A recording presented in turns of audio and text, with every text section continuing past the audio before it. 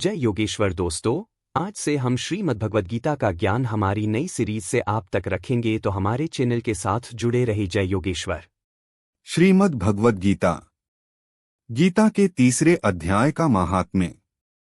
श्री भगवान कहते हैं, प्रिय जनस्थान में एक जड़ नामक ब्राह्मण था जो कौशिक वंश में उत्पन्न हुआ था। उसने अपना जातीय धर्म छोड़कर व्यापारिक वृत्ति में मन लगाया। उसे पराई स्त्रियों के साथ व्यभिचार करने का व्यसन पड़ गया था। वह सदा जुआ खेलता, शराब पीता और शिकार खेलकर जीवों की हिंसा किया करता था। इसी प्रकार उसका समय बीतता था। धन नष्ट हो जाने पर वह व्यापार के लिए बहुत दूर उत्तर दिशा में चला गया। वहां से धन कमाकर घर की ओर लौटा। बहुत दूर तक का रास्ता उसने तय कर लिया था। एक दिन सूर्यास्त हो जाने पर जब दसों दिशाओं में अंधकार फैल गया, तब एक वृक्ष के नीचे उसे लुटेरों ने धर दबाया और शीघ्र ही उसके प्राण ले लिए। उसके धर्म का लोप हो गया था, इसलिए वह बड़ा भयानक प्रेत हुआ। उसका पुत्र बड़ा ही धर्मात्मा और वेदों का विद्वान था। उसने अब तक पिता के लौट आने की राह देखी। जब वे नहीं आए, तब उनका पता लगाने के लिए वह स्वयं भी घर छोड़कर चल दिया। वह प्रतिदिन खोज करता, मगर राहगीरों से पूछने पर भी उसे उनका कुछ समाचार नहीं मिलता था। तदंतर एक दिन एक व्यक्ति से उसकी भेंट हुई जो उसके पिता का सहायक था। उससे सारा हाल जानकर उसने पिता की मृत्यु पर बहुत शोक किया। वह बड़ा बुद्धिमान था। बहुत कुछ सोच विचार कर पिता का पारलौकिक कर्म करने की इच्छा से आवश्यक सामग्री साथ ले उसने काशी जाने का विचार किया। मार्ग में 7-8 मुकाम डालकर वह 9वें दिन उसी वृक्ष के नीचे आ पहुंचा जहां उसके पिता मारे गए थे। उस स्थान पर उसने संध्या वंदन की और गीता के तीसरे अध्याय का पाठ किया। उसी समय आकाश में बड़ी भयानक आवाज हुई। उसने पिता को भयंकर आकार में देखा। फिर तुरंत ही अपने सामने आकाश में उसे एक सुंदर विमान दिखाई दिया जो तेज से व्याप्त था। उसमें अनेकों क्षुद्र घंटिकाएं लगी थीं। उसके तेज से समस्त दिशाएं आलोकित हो रही थीं। यह दृश्य देखकर उसके चित्त की व्यग्रता दूर हो गई। उसने विमान पर अपने पिता को दिव्य रूप धारण किए विराजमान देखा। उनके शरीर पर पीतांबर शोभा पा रहा था और मुनिजन उनकी स्तुति कर रहे थे। उन्हें देखते ही पुत्र ने प्रणाम किया। तब पिता ने भी उसे आशीर्वाद दिया। तत्पश्चात उसने पिता से यह सारा वृत्तांत पूछा। उसके उत्तर में पिता ने सब बातें बताकर इस प्रकार कहना आरंभ किया है, बेटा, दैववश मेरे निकट गीता के तृतीय अध्याय का पाठ करके तुमने इस शरीर के द्वारा किए हुए दुष्कर्म बंधन से मुझे छुड़ा दिया। अतः अब घर लौट जाओ, क्योंकि जिसके लिए तुम काशी जा रहे थे वह प्रयोजन इस समय तृतीय अध्याय के पाठ से ही सिद्ध हो गया है।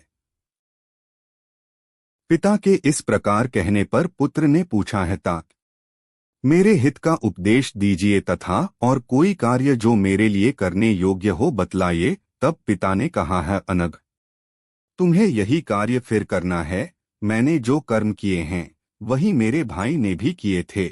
इससे वे घोर नरक में पड़े हैं। उनका भी तुम्हें उद्धार करना चाहिए तथा मेरे कुल के और भी जितने लोग नरक में पड़े हैं उन सब का भी तुम्हारे द्वारा उद्धार हो जाना चाहिए। यही मेरा मनोरथ है, बेटा। जिस साधन के द्वारा तुमने मुझे संकट से छुड़ाया है उसी का अनुष्ठान औरों के लिए भी करना उचित है। उसका अनुष्ठान करके उससे होने वाला पुण्य उन नारकीय जीवों को संकल्प करके दे दो। इससे वे समस्त पूर्वज मेरी ही तरह यातना से मुक्त हो अल्प समय में ही श्री विष्णु के परम पद को प्राप्त हो जाएंगे। पिता का यह संदेश सुनकर पुत्र ने कहा है, तात, यदि ऐसी बात है और आपकी भी ऐसी रुचि है तो मैं समस्त नारकी जीवों का नरक से उद्धार कर दूंगा। यह सुनकर उसके पिता बोले है, बेटा एवंस्तु, तुम्हारा कल्याण हो। मेरा अत्यंत प्रिय कार्य संपन्न हो गया। इस प्रकार पुत्र को आश्वासन देकर उसके पिता भगवान विष्णु के परम धाम को चले गए। तत्पश्चात वह भी लौटकर जनस्थान में आया और परम सुंदर भगवान श्री कृष्ण के मंदिर में उनके समक्ष बैठकर पिता के आदेशानुसार गीता के तीसरे अध्याय का पाठ करने लगा। उसने नारकी जीवों का उद्धार करने की इच्छा से गीता के पाठ का सारा पुण्य संकल्प करके दे दिया।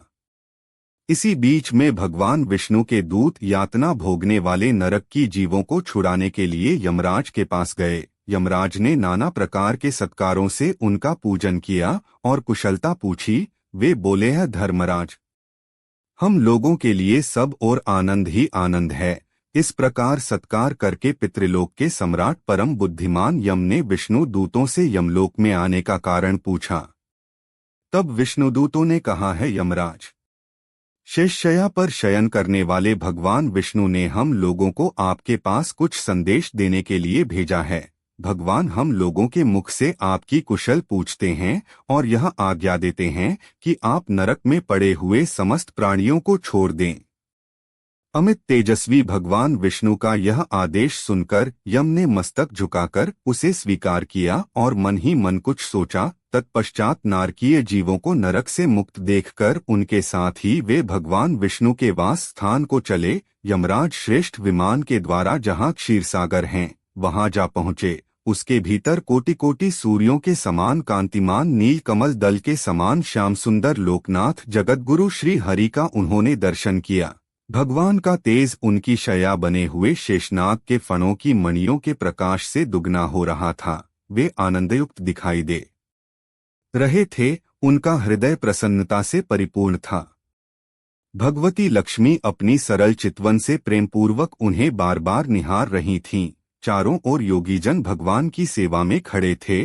ध्यानस्थ होने के कारण उन योगियों की आंखों के तारे निश्चल प्रतीत होते थे। देवराज इंद्र अपने विरोधियों को परास्त करने के उद्देश्य से भगवान की स्तुति कर रहे थे। ब्रह्मा जी के मुख से निकले हुए वेदांत वाक्य मूर्तिमान होकर भगवान के गुणों का गान कर रहे थे। भगवान पूर्णतः संतुष्ट होने के साथ ही समस्त योनियों की ओर से उदासीन प्रतीत होते थे। जीवों में से जिन्होंने योग साधन के द्वारा अधिक पुण्य संचय किया था, उन सबको एक ही साथ वे कृपादृष्टि से निहार रहे थे। भगवान अपने स्वरूप भूत अखिल चराचर जगत को आनंदपूर्ण दृष्टि से आनंदित कर रहे थे। शेषनाग की प्रभा से उद्भासित और सर्वत्र व्यापक दिव्य विग्रह धारण किए नील कमल के सदृश श्याम वर्ण वाले श्रीहरि ऐसे जान पड़ते थे मानो चांदनी से घिरा हुआ आकाश सुशोभित हो रहा हो। इस प्रकार भगवान की झांकी के दर्शन करके यमराज अपनी विशाल बुद्धि के द्वारा उनकी स्तुति करने लगे। यमराज बोले, है संपूर्ण जगत का निर्माण करने वाले परमेश्वर, आपका अंतःकरण अत्यंत निर्मल है। आपके मुख से ही वेदों का प्रादुर्भाव हुआ है। आप ही विश्वस्वरूप और इसके विधायक ब्रह्मा हैं। आपको नमस्कार है। अपने बल और वेग के कारण जो अत्यंत दुर्धर्ष प्रतीत होते हैं, ऐसे मदांधों का अभिमान चूर्ण करने वाले भगवान विष्णु को नमस्कार है। पालन के समय सत्वमय शरीर धारण करने वाले विश्व के आधारभूत सर्वव्यापी श्रीहरि को नमस्कार है। समस्त देहधारियों की पातकराशी को दूर करने वाले परमात्मा को प्रणाम है। जिनके ललाटवर्ती नेत्र के तनिकसा खुलने पर भी आग की लपटें निकलने लगती हैं, उन रुद्र रूपधारी आप परमेश्वर को नमस्कार है। आप संपूर्ण विश्व के गुरु, आत्मा और महेश्वर हैं। आप समस्त वैष्णवजनों को संकट से मुक्त करके उन पर अनुग्रह करते हैं। आप माया से विस्तार को प्राप्त हुए अखिल विश्व में व्याप्त होकर भी कभी माया अथवा उससे उत्पन्न होने वाले गुणों से मोहित नहीं होते। माया तथा मायाजनित गुणों के बीच में स्थित होने पर भी आप पर उनमें से किसी का प्रभाव नहीं पड़ता। आपकी महिमा का अंत नहीं है, क्योंकि आप असीम हैं। फिर आप वाणी के विषय कैसे हो सकते हैं? आथ मेरा मौन रहना ही उचित है। इस प्रकार स्तुति करके यमराज ने हाथ जोड़कर कहा है, जगतगुरु, आपके आदेश से इन जीवों को गुणरहित होने पर भी मैंने छोड़ दिया है।